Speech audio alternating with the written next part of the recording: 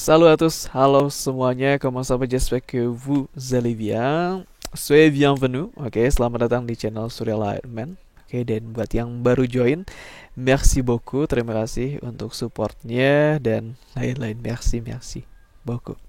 Oke, pada hari ini teman-teman kita akan mempelajari tentang les accents atau aksen dalam bahasa Prancis. Jadi aksen ini sebuah tanda pada huruf biasanya seperti itu. Dalam bahasa Indonesia dulu ada aksen pepet dan aksen taling ya, tanda-tanda di artik begitu. Tapi sekarang itu sudah dihilangkan. Mungkin di bahasa daerah masih ada beberapa bahasa daerah yang masih menggunakan aksen begitu. Nah, untuk aksen sendiri dalam bahasa Prancis untuk les accents ini dibagi menjadi 5 ya. Kita langsung mulai saja. Ada 5. Yang pertama ada aksen aigu, kemudian aksen grave, aksen cédille, aksen circonflexe, dan juga aksen tréma atau le tréma. Nah, fungsi dari aksen ini untuk apa? Ada fungsinya untuk merubah suara dan ada juga untuk fungsinya untuk mengganti. Fungsinya untuk agar jadi maknanya berbeda, maknanya lain seperti itu. Oke, kita mulai dari aksen aigu terlebih dahulu. Aksen aigu di sini hanya ada pada huruf e saja ya. Di sini seperti jadi aksennya koma di atas ke kiri. Oke. Fungsinya untuk apa? Fungsinya adalah untuk merubah suara. Jadi asalnya untuk dalam bahasa Prancis untuk huruf e itu adalah dibacanya adalah e ya, e dibacanya e ya. E itu dibacanya e untuk e.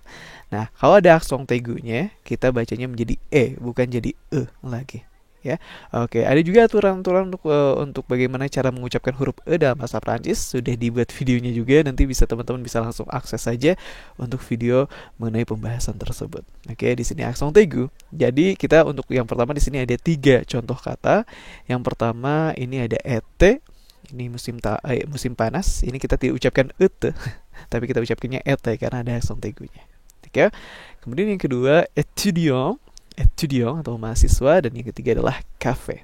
Oke, jadi merubah bunyi huruf e menjadi e. Oke. Kemudian di sini yang kedua ada aksen grave. Aksen grave ini ada pada 3 huruf, ada pada e, a dan u. Oke, e, a, u. Untuk huruf e sama fungsinya seperti aksen aigu, ini merubah suara. Asalnya e menjadi e. Tadi aksen aigu ini hanya e, kalau aksen grave ini e-nya agak terbuka, e kayak bebek yang huruf e kedua. Nah, ya, seperti itu. Untuk yang a dan u ini hanya merubah makna saja. Oke. Pertama di sini ada le père, bukan le père tapi le père. Ya, di sini ada aksen aigu di sini, le père. Oke, biasanya kalau aksen aigu ini berada di tengah kata. Kalau misal aksen grave ini di tengah kata, biasa aksen aigu ini bisa di tengah, di awal ataupun di akhir. Sedangkan aksen grave ini biasanya di tengah kata. Dan seperti biasa jika ada aksen grave, e-nya ini adalah setelah huruf e pasti ada huruf konsonan dan diikuti dengan e. Nah, di sini untuk pengucapannya ini bakal berhenti di r-nya. Jadi e yang belakang ini tidak diucapkan. Contohnya le père, kemudian ada juga misal la mer. La mer kekecilan nih. La mer. La mer. Nah, di sini kita tidak la mere tapi kita ucapnya la mer karena ada aksen grave, jadi sampai e saja di sini ya. Seperti itu. Oke, kemudian yang kedua di sini ada la. Oke, la dan la. Ini pengucapannya sama, tidak ada yang berbeda. La, u dan u. Untuk la ini adalah de, untuk la di sini adalah di sana. Oke, la di sini de. Oke, ini artikel defini. Oke, la di sini la. Kalau yang la pakai aksen grave ini adalah la di sana. Kan u di sini u ya. U ini atau u yang pakai aksen grave ini di mana. Begitu. Oke. Kemudian yang ketiga di sini ada aksen cédille. Aksen cédille ini hanya ada pada satu huruf saja, yaitu pada huruf c, teman-teman. Jadi di sini hanya ada pada huruf c. Oke, jadi aturannya seperti ini. Jadi c ini jika misal bertemu dengan o, a dan u, ini bunyinya bukan se, bukan c, tapi bunyinya menjadi ke. Nah, lalu fungsi aksen cédille ini untuk apa? Fungsi aksen cédille ini untuk merubah huruf c ini, bunyi ke ini menjadi s. Ya, jadi contohnya di sini ada français, garçon dan déçu. Français, garçon dan déçu. Oke, kalau misal tidak ada aksen cédille-nya, kita ucapkannya franque, garcon dan décu.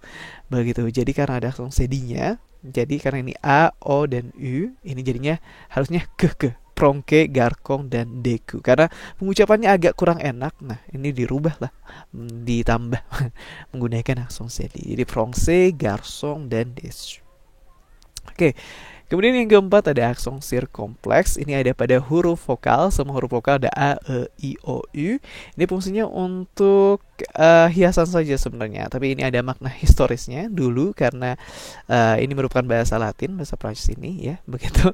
Jadi ini yang ada aksongnya, akson sirkompleks yang kayak topi ini adalah menghilangkan huruf S dari bahasa lain. Contohnya ada hospital. Hospital, ini S-nya dihilangkan. Nah, di sini ada aksen grafnya di atas. Begitu, ini untuk fungsi. Jadi hanya menghilangkan saja. Begitu, untuk maknanya tidak ada perubahan makna sama sekali. Ada sur, pourrait, fait, hôpital, connaître. Dan untuk aksen sirkompleks ini harus dihafal teman-teman karena ada beberapa kata yang menggunakan aksen sirkompleks begitu. Ya, sur itu di atas, sur yang pakai aksen itu adalah yakin. Forêt itu pohon, fête itu pesta, hôpital itu adalah rumah sakit, dan connaître itu savoir. Connaître itu tahu, bukan savoir ya. Jadi fungsinya tadi, kalau yang historisnya ini ada dari bahasa Latin atau bahasa Spanyol, bahasa Inggris, dan lain-lain. Ini huruf S-nya dihilangkan, lalu kata sebelumnya menggunakan aksen sirkompleksnya, begitu. Oke, kemudian yang terakhir di sini ada aksen trema. Aksen trema di sini ada pada dua huruf, yaitu I dan E. Fungsinya untuk apa? Fungsinya untuk menghilangkan bunyi dari diftong. Contoh misal diftong itu adalah A dan I. Kalau misal A dan I dalam bahasa Prancis ini kita ucapkannya itu, attendez, A dan I ini kita ucapkannya E, ya, diucapkannya wajib E. Oke, A I itu dibaca menjadi E. Nah, di sini karena seperti ini, oke, aksen trema ini menghilangkan aturan itu. Jadi kita ucapkannya AI juga, bukan E, begitu. Contohnya misal kalau yang O dan E, yang kedua O E, ini E, ya. Nah, kemudian ada UI itu jadi WI. Jadi dihilangkan aturan itu. Jadi contohnya harusnya kita ucapkannya nul. Karena ada aksen trema, di sini kita ucapkannya Noel. Oke, Noel, Noel. Noel itu adalah Natal. Kemudian ada mais ini adalah jagung, mais. Oke, bukan mes tapi mais. Oke, karena ada aksen trema ini. Jadi si aturan diftongnya dihilangkan. Kemudian selanjutnya ini ada me ya, S yang dibaca AI karena tanpa ada aksen kita ucapkannya me. Me ini adalah tapi. Kemudian terakhir adalah ambiguïté, bukan ambiguïté, tapi ambiguïté, atau ambigu begitu. Jadi ada 5 aksen. 5 aksen, aksen aigu, aksen grave, aksen sedi, aksen sirkompleks, dan trema. Yang paling mudah dihafal aksen sedi karena ada 1.